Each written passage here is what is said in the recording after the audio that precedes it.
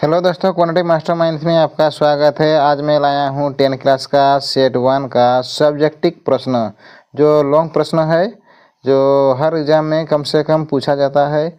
20 प्रश्न हम लोग को बनाना ज़रूरी है। 20 में 16 प्रश्न हम लोग को अनिवार्य है।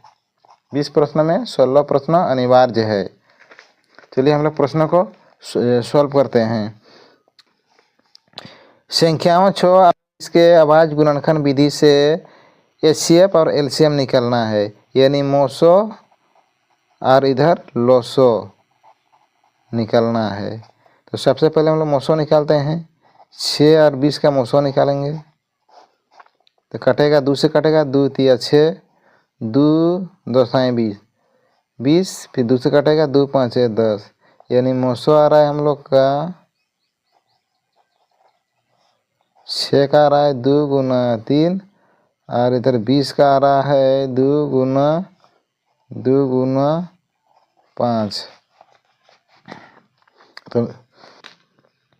तो इसका मिलन होगा 2, यानी मोसो आ रहा है हम लोग का 2। अब हम लोग लोसो निकालते हैं 6 और 20 का। 2 तिया 6, 10 दूने 20, वो कटेगा और नहीं दिख रहा है, यानी लोसो बराबर 2 गुना 3 गुना 10, 3 दूने 6, 10 60, यानी एलसीएम बराबर 60 है। और इधर एचसीएफ बराबर 2 और एलसीएम बराबर 60, इसका सही आंसर है। तो बच्चों आराम से धीरे धीरे बढ़िया से सॉल्व करना, गलती नहीं करना। पेज में जो लिखेगा ओवर राइटिंग नहीं होना चाहिए, और बढ़िया से सुंदर से सॉल्व करना। क्वेश्चन नंबर 32, द्विघात बहुपद दिया हुआ है के शून्यांक ज्ञात करना है। तो सबसे पहले इसको हल करते हैं हम लोग। x² माइनस 7x प्लस 12 बराबर 0 है। अब दोनों गुना करना पड़ेगा, 12x², तोड़ना पड़ेगा, 4 तिया 12, जोड़ने घटाने से हम लोग का 7 आना चाहिए, जोड़ करने से 7 आएगा। अभी इसको हम लोग x² माइनस इधर 4x प्लस 3x प्लस में 12 है बराबर, इसको हम लोग x² करेंगे। माइनस साइन को चेंज करना पड़ेगा, क्योंकि दोनों को जोड़ के 7 लाए थे ना। अभी साइन तक को चेंज करना पड़ेगा, minus 4x plus minus minus 3x, और इसको ऐसे उतारना पड़ेगा बराबर 0 बराबर। अब दो दो का जोड़ी बनाना पड़ेगा। सबसे पहले इसको कॉमन लेते हैं, x बचेगा, माइनस में इधर x को बाहर निकाल दिए तो क्या बचेगा, 4 बचेगा। यहाँ पर माइनस है, इसमें 3 को बाहर निकाल देते हैं तो क्या बचेगा, x बचेगा। इधर प्लस और माइनस माइनस 3 को बाहर निकाल दिए तो क्या बचेगा, 4। तो x माइनस 4 एक तरफ आया और एक तरफ आया है x माइनस 3 आया है। अब बराबर से इस पार करना पड़ेगा, x बराबर से पार करेंगे तो ये माइनस में है तो 4 होगा, x बराबर पार करेंगे तो ये भी प्लस में 3 होगा, यानी शून्य क्या आ रहा है हम लोग का, x बराबर 3 और 4 इसका सही आंसर है। इस तरह का प्रश्नों को ऐसे सोल्व करना पड़ेगा। क्वेश्चन नंबर 33, एक स्तंभ के छाया की लंबाई स्तंभ के ऊंचाई की इतनी गुनी है। कोई मीनार दिया हुआ है, सोचो है ना, स्तंभ दिया हुआ है, उसकी छाया की लंबाई छाया किधर होगा, नीचे होगा, इसकी लंबाई कितना है, स्तंभ की ऊंचाई की 3 गुनी है। मतलब ये एक है तो ये √3 गुना है। तो इसका यूनियन कोण निकलना है, तो हम लोग जानते हैं इसका निकलना है, थीटा निकलना है। तो हम लोग का फॉर्मूला क्या होगा, tan थीटा बराबर 1/√3 होगा, यानी इसका लंब क्या आ रहा है हम लोग का 1 आ रहा है, और आधार क्या है, आधार √3 है। तो टेन किसका मान 1/√3 होता है? तो हम लोग जानते हैं कि टेन 30 डिग्री बराबर टेन 1/√3 होता है। तो टेन और टेन कैंसिल हो जाएगा, तो यानी ये 30 डिग्री आएगा 1/√3 का मान, यानी थीटा का मान हम लोग का क्या आ रहा है? 30 डिग्री इसका सही आंसर है। आराम से बना लेना। क्वेश्चन नंबर 34, एपी का पहला पद 2 दिया हुआ है, इसका स्वर अंतर 3 है, तो 8वां पद निकलना है। यानी हम लोग का सॉल्व करना पड़ेगा। हल ए बराबर 2 और डी का मान दिया हुआ है, डी बराबर 3 है। 8वां पद यानी एन बराबर 8 दिया हुआ है, तो हम लोग का एन निकलना है। तो एन बराबर क्वेश्चन मार्क है, तो उसका फॉर्मूला क्या होता है? एन बराबर ए प्लस एन माइनस 1 वट्टा में डी, इसका फॉर्मूला है। ए का मान है 2 प्लस एन 8 माइनस 1 और डी का मान है 3, निकलना है ए, एन का मान है 8, ये 8 का मान निकलना है, यानी आठवां पद निकलना है।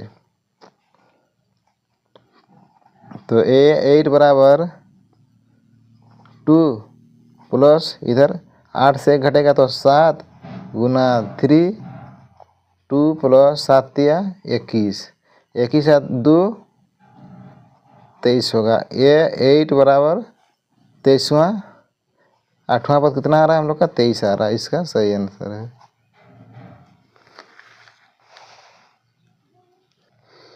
क्वेश्चन नंबर 35, 28 सेंटीमीटर त्रिज्या वाले वृत्ताकार तार को मोड़कर एक वर्ग बनाया गया है। एक वृत्त है, इसका त्रिज्या दिया हुआ है 28 सेंटीमीटर, तो मोड़कर एक क्या बना रहा है? एक वर्ग बना रहा है। तो वर्ग की भुजा की लंबाई क्वेश्चन मार्क है, इसको निकलना है। तो हम लोग जानते हैं वृत्त का परिधि क्या होता है? वृत्त का परिधि बराबर वर्ग का परिमाप, दोनों बराबर होता है। वृत्त का परिधि बराबर वर्ग का परिमाप, दोनों बराबर दिया हुआ है। तो वृत्त का परिधि 2πr, अब वर्ग का परिमाप 4a होता है। तो 2 पाई का मान 22/7 और r का मान दिया हुआ है 28 बराबर इधर 4 गुना a, काटना पड़ेगा। 4 7 4 28, अभी 4 और 4 कटेगा, तो अभी ये बराबर 22 दूने 44 सेंटीमीटर इसका आ रहा है। ए का मान कितना आ रहा है हम लोग का? ए बराबर 44 सेंटीमीटर इसका सही आंसर आ रहा है। तो बच्चों आराम से बढ़िया से सॉल्व करना है। क्वेश्चन नंबर 36, यदि आर इतना है, बिंदु ए और बी का मान दिया हुआ है, मिलाने वाली रेखाखंड ए बी का मध्य बिंदु है। ए बी का मध्य बिंदु क्या है? इट है, आर का मान तो है, तो वाई का मान निकलना है, यानी वाई का मान हम लोग को निकलना है। तो क्वेश्चन इस तरह बनेगा हम लोग का सॉल्व। इधर ए का बैठाना पड़ेगा, इधर बी का बैठाना पड़ेगा, बीच में मध्य बिंदु आर दिया हुआ है। आर का मान है 5,6, ए का मान है 6,5 है, 6,5 है ना, और बी का मान है 4, वाई है। तो सबसे पहले हम लोग यार इसका मध्य बिंदु निकालते हैं। पहले एक्स का निकाल लेते हैं, x1, इसको हम लोग x1 मानेंगे, इधर को y1 मानेंगे, इसको हम लोग x2 y2, तो इसको x मानेंगे, इसको y मानेंगे। x1 प्लस x2 वट्टा में 2, और y का मान निकालेंगे तो y1 प्लस y2 वट्टा में 2। x बराबर x1 में क्या है 6 और x2 में है 4 बट्टा में 2, और इधर y बराबर y1 में 5 प्लस y2 में है y बट्टा में 2 और x का मान है 5 बराबर इधर 6 प्लस 4 बट्टा में 2, y का मान है 6 इधर 5 प्लस y बट्टा में 2, इधर 5 दूने 10 बराबर 10, दोनों का मान बराबर आ रहा है। इधर भी इसे करना पड़ेगा, 6 दूने 12 बराबर 5 प्लस y, 5 को पार करना पड़ेगा, 12 माइनस 5 बराबर इधर y है, तो y बराबर क्या होगा, 12 से 5 घटाएंगे तो 7, यानी y का मान आ रहा है हम लोग का 7, इसका सही आंसर है।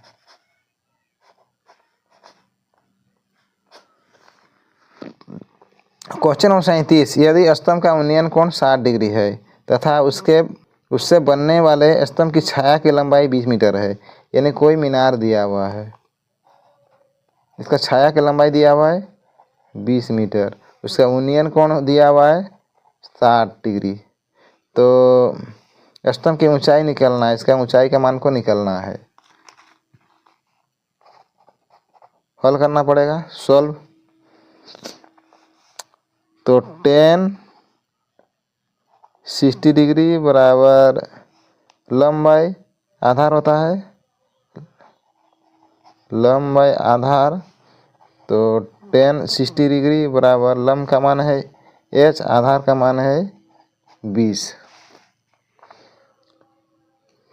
60 डिग्री का मान होता है √3, 60 डिग्री का मान होता है √3 बराबर इधर h बट्टा में 20। अभी क्रॉस गुना करना पड़ेगा, क्रॉस h बराबर 20 √3, इसका सही आंसर है। बढ़िया से सॉल्व करना, कोई मिस्टेक मत करना, नहीं तो नंबर कट जाता है।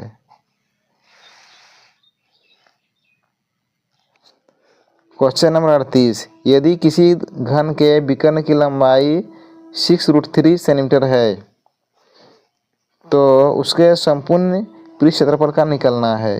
तो हम लोग जानते हैं कि घन जो होता है ना, उसका आकार इस तरह होता है, इसका आकार इस तरह होता है। घन में फलक कितना होता है, 1 2 3 4 5 6 फलक, 6 फलक होता है।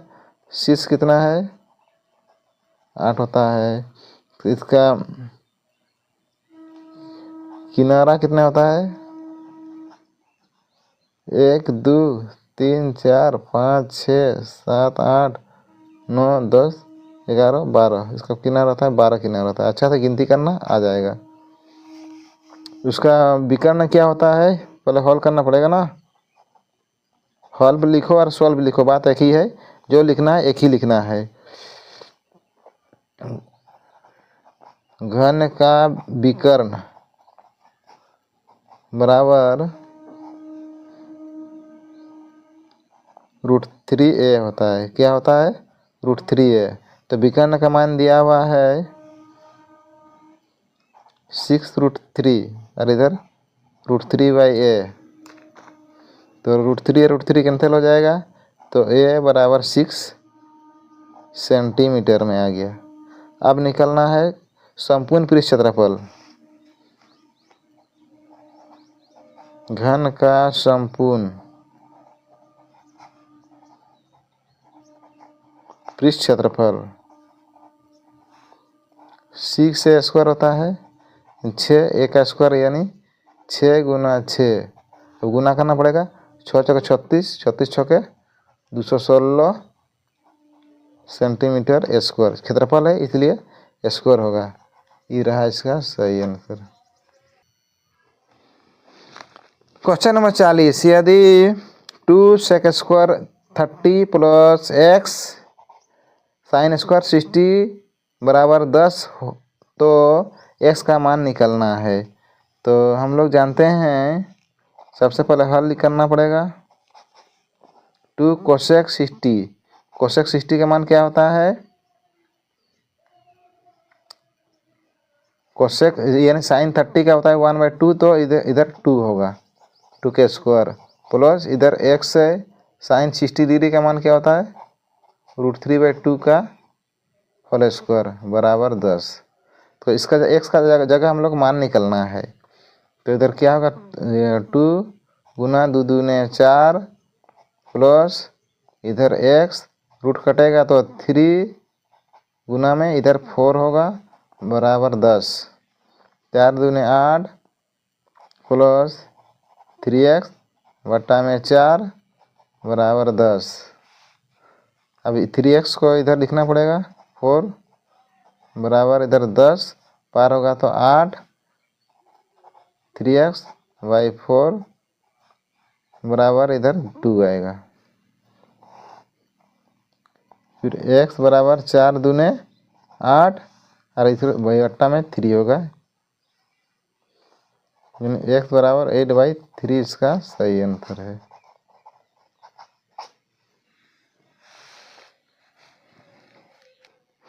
क्वेश्चन नंबर 41, यदि AP दिया हुआ है, इसका कौन सा पद इतना है, यानी AN का मान दिया हुआ है -150, तो A का मान है 11, तो D बराबर A1 A2 A3 A4 है। तो D बराबर हम लोग जानते हैं A2 - A1 होता है, A2 में है 8, A1 में है 11, तो दोनों माइनस करने तो क्या होगा, 3 होगा -3। अब हम लोग को निकलना है इसका फार्मूला, AN बराबर A प्लस N - 1/D, ये रहा इसका फार्मूला है।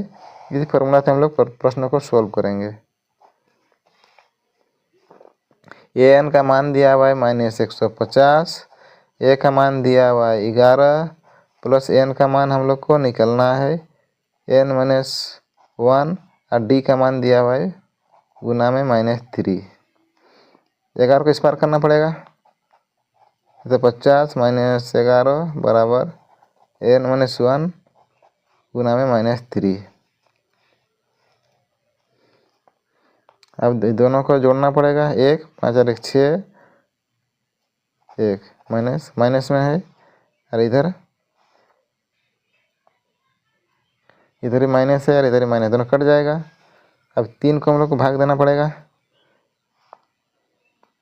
N - 1 और ये तो माइनस कट गया, मतलब 3 बचा है, इसे भाग देना पड़ेगा। N - 1 से हम लोग भाग देंगे 161/3, फिर N बराबर 1 को पार करना पड़ेगा, 161/3 प्लस में 1, N बराबर 3, इधर है 1 6 1 प्लस में 3, तो N बराबर 1 6 और 3 और 1 4 बट्टा में 3, काटने से 3 5 15, 1 3 4 12 2 6, यानी N बराबर 54.3 6 18 66 आ रहा है ना। N बराबर 54.66 इसका आंसर आ रहा है, इसलिए इस समांतर सरणी में नहीं है, समांतर सरणी में नहीं है। तो बढ़िया से पढ़ना, ओवर रेटिंग नहीं करना। क्वेश्चन नंबर 42, एक थैले में 3 लाल और 5 काली गेंद है। इस थैली में से एक गेंद यथादृश्य निकाली जाती है, तो इसकी प्रयोक्ता क्या है कि गेंद लाल है। तो हल करना पड़ेगा, लाल गेंद कितना है 3, काली गेंद कितना है 5, तो उसमें हम लोग को लाल गेंद निकल रहा है, यानी लाल गेंद निकालेंगे तो कितना होगा 3 निकाल रहे हैं, और कुल गेंद कितना है 8, तब काटना पड़ेगा, कटेगा नहीं कटेगा, बराबर 3/8 इसका सही आंसर है। क्वेश्चन नंबर 39, सिद्ध कीजिए कि √2 एक अपरिमेय संख्या है। सिद्ध करना है कि √2 एक अपरिमेय संख्या है। हर साल हर एग्जाम में √2, √3 या √5 एक अपरिमेय संख्या है, सिद्ध करने के लिए जरूर पूछेगा। ये 100% गारंटी है, इसमें एक क्वेश्चन पूछता ही है। इसको कैसे सॉल्व करते हैं चलिए हम लोग देखते हैं। हल तो माना कि √2 एक परिमेय संख्या, सबसे पहले परिमेय संख्या समझ के हम लोग सिद्ध करेंगे। एक परिमेय संख्या है, परिमेय संख्या है। क्या करना पड़ेगा? मानना है कि √2 एक परिमेय संख्या है। तो √2 बराबर p/q के रूप में, जहाँ p और q का HCF 1 है और q नॉट इक्वल टू 0 होना चाहिए। q हमेशा 0 नहीं होना चाहिए। q का मान कुछ भी होगा लेकिन 0 नहीं रहना चाहिए।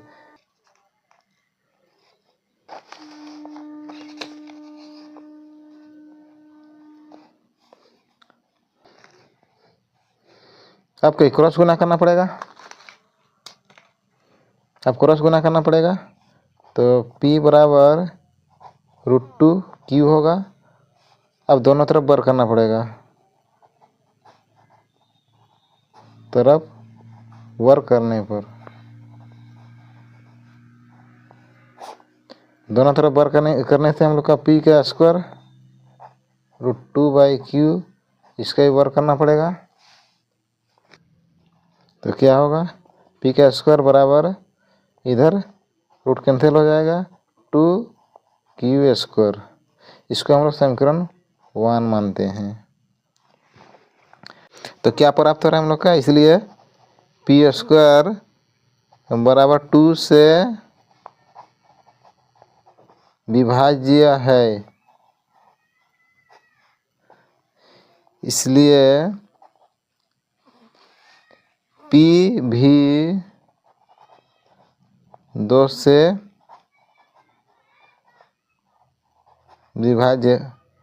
विभाज्य है या होगा, विभाज्य होगा।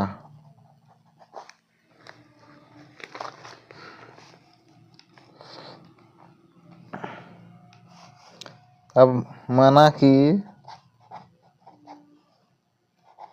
p बराबर 2r है। अब दोनों तरफ वर्क करना पड़ेगा।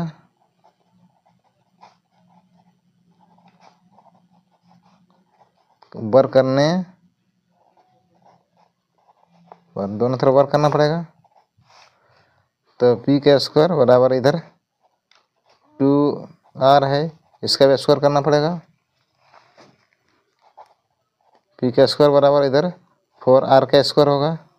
इसको समीकरण 2 मानते हैं। अब समीकरण 1 और 2 से हम लोग को सिर्फ RHS तरफ लेना है, यानी p बराबर 2q² है और इधर p बराबर 4r² है। तो इधर हम लोग का RHS तरफ लेना है, यानी 2q² बराबर इधर 4r²। अब 2 कटेगा, 2 दूने 4, q² बराबर 2r²। इसलिए q² 2 से विभाज्य है। इसलिए q भी 2 से विभाज्य होगा। इसलिए p और q दोनों 2 से विभाज्य है। अतः √2 एक अपरमय संख्या है, अपरमय संख्या है। इस तरह का प्रश्न अगर आएगा √2, √3, √5 का, तो सेम सेम ऐसे ही तुम लोग ये सिद्ध कर लेना आराम से, बढ़िया से। जितना नंबर रहेगा आराम से बढ़िया से नंबर देगा, बस कुछ करना नहीं, इस तरह खाली इसको सिद्ध करके दिखाना है।